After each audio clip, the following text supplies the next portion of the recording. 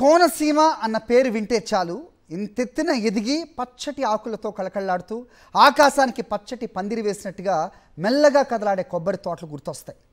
మనసుని ఆనందపరచం చేస్తాయి. అయితే ఆ కళాకాంతులు మెల్లిమెల్లిగా కనుమరుగవుతున్నాయి. పచ్చటి తోటలు కాస్త ప్రాణం పోయి వెలవెలపోతున్నాయి. కోనసీమ సౌభాగ్యం ఎందుకిలా కకలా వికలమవుతోంది? అన్నపూర్ణ లాంటి కొబ్బరి చెట్టును నమ్ముకున్న అన్నదాతకు ఆకాశం అంత కష్టం ఎందుకు దాపురించింది? What's the story? Konaseema Andhra Pradesh రాష్ట్రంలో ఓ అద్భుతమైన అందమైన ప్రాంతం. నిలువెత్తుకు ఎదిగి టీవీగా నిలబడి దశాబ్దాల పాటు సీమ రైతుకు ఇంత బువ్వ పెట్టిన కొబ్బరి చెట్ల సమాహారం. దాదాపు 1,20,000 ఎకరాల్లో విస్తరించిన ఈ కొబ్బరి తోటల నుంచి నిత్యం సుమారు 200 లారీల మేర కొబ్బరికాయలు దేశవ్యాప్తంగా ఎగుమతవుతూ ఉంటాయి. అటు ఇటుగా 5 లక్షల మంది రైతులు కొబ్బరి సాగుతో జీవితం గడుపుతుంటారు. ఇంతటి ప్రాధాన్యతను సంతరించుకున్న ఈ కోనసీమ కొబ్బరి చెట్లు గత కొంతకాలంగా తీవ్రమైన సమస్యను ఎదుర్కొంటున్నాయి. పచ్చగా కళకళలాడాల్సిన ఈ నారికేళ వృక్షాలు ఉన్నట్లుండి ఎండిపోతున్నాయి. గేళ్ల తరబడి కష్టపడి పెంచుకున్న కొబ్బరి చెట్లు ఇలా కళ్ల ముందే చనిపోవటం చూసి కోనసీమ రైతులు కన్నీటి పర్యంతమవుతున్నారు. ఇక్కడి నుంచి కొబ్బరి మొక్క, మా గ్రామాల నుంచి కొబ్బరి మొక్క ఈ రాష్ట్రంలో ఉండబడ్డ ప్రతి చోటకి కూడా ఎక్స్పోర్ట్ జరుగుతూ ఉండేది. అటువంటిది ఒక కొబ్బరి మొక్క మేము కొనుక్కునే పరిస్థితికి వచ్చాం. ఈవేళ మాకు వేల కొబ్బరికాయలు వచ్చాయి. ఈవేళ కొబ్బరికాయ కావాలంటే మేము కొనుక్కునే పరిస్థితి వచ్చింది. కొబ్బరికాయ రేటు 20 రూపాయల నుంచి 25 రూపాయలు అమ్ముతుంది.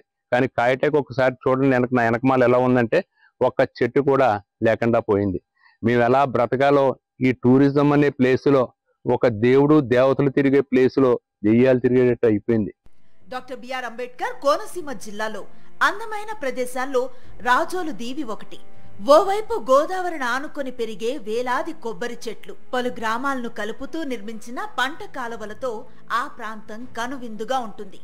రాజోలే కాదు, మలికిపురం, మామిడి కుదురు, సకినేటిపల్లి, కేశనపల్లితో పాటు పలు పల్లె ప్రాంతాల్లో ప్రకృతి సౌందర్యం సినిమాల ద్వారా ప్రపంచమంతా చూడగలిగింది. ఈ ప్రాంతం అభివృద్ధిలో అత్యధిక భాగం కొబ్బరి సాగు మీదే ఆధారపడి కదులుతుంది. ఇంతటి ప్రాధాన్యతను సంతరించుకున్న ఈ ప్రాంతం మోడువారి పోవటాన్ని రైతులు జీర్ణించుకోలేకపోతున్నారు. ఇంతటి సుభిక్షమైన ప్రాంతం ఇప్పుడు ఎందుకిలా శ్మశానంలా మారుతోంది? ఒక 11 గ్రామాల గుండా శంకరగుత్తం డ్రైన్ ప్రవహిస్తుందండి. ఈ 11 గ్రామాల మధ్యలో ఈ ప్రవహిస్తున్న ఈ డ్రైను ఇరుపక్కల కూడా ఇంచుమించు రామారమి 1,00,000 కొబ్బరి చెట్లు, 1000 ఎకరాల కొబ్బరి తోటలు ఉంటాయి. ఇవి గత 5 సంవత్సరాల నుంచి కూడా ఈ వాగు పొంగడం వల్ల మొత్తం ఇవన్నీ సర్వనాశనం అయిపోయింది, చచ్చిపోయిన చెట్లు. నాకైతే 2 ఎకరాల కొబ్బరి తోట ఉందండి. ఆ కొబ్బరి తోట వల్లే మా పిల్లల్ని చదివించుకున్నా, మేము జీవనోపాధి సాగించుకున్నా, అన్నీ చేసుకున్నాం.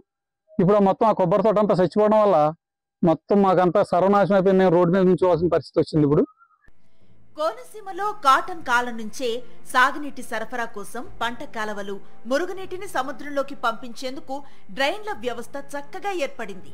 అవి నేరుగా సముద్రానికి అనుసంధానమై ఉంటాయి. ఈ డ్రైన్లు కోనసీమలో అనేక గ్రామాల గుండా పయనిస్తాయి.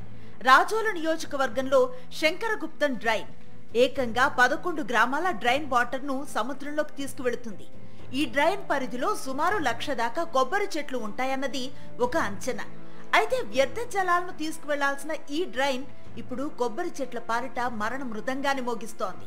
గత కొంతకాలంగా పూడికలు తీయకపోవటంతో సముద్రపు పోటు సమయంలో డ్రైన్లోకి చొచ్చుకు వచ్చే ఉప్పు నీరు గట్ల మీద నుంచి పక్కనే ఉన్న కొబ్బరి తోటల్లోకి పరుగులు పెడుతోంది.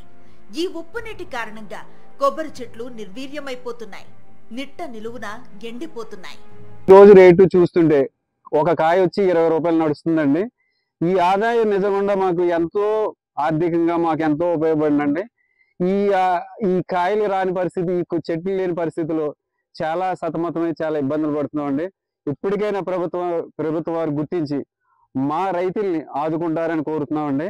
ఎందుకంటే కనీసం ఇక్కడ నివాసం ఉండే ఇబ్బందులు కూడా మాకు ఏర్పడే పరిస్థితి ఉందండి. బతకడానికే దిక్కు లేదురా పరిస్థితి అంటుంటే నివాసాల్లో ఉండకుండా ఎక్కడికైనా వెళ్ళాలంటే మా పరిస్థితి ఏంటో మాకే అర్థం కావట్లేదండి. దీని మీద ప్రభుత్వం వారు దయ ఉంచి మాకు ఆర్థిక సాయం, అంటే ఆర్థిక సాయం అంటే మాకేదో మా ఇంటికి ఏదో ఇమ్మని ఇంకోటి ఇమ్మని అంటలేదు. ఆర్థిక సాయం అంటే మా వ్యవసాయానికి ఆర్థిక సాయం చేయమంటున్నాం. డ్రైన్ల రిపేర్ల కోసం ఏటా వెచ్చిస్తున్న కోట్ల రూపాయల నిధులు ఏమైపోతున్నాయని అడిగేవారు లేరు. ఒక్క శంకరగుప్తమే కాదు, పలుచోట్ల పల్లెల పక్కనే పయనిస్తున్న డ్రైన్లలో గుర్రపు డెక్క ఉధృతంగా కనిపిస్తున్నా దాన్ని తీయాలన్న ఆలోచన చేసిన అధికారి లేడు.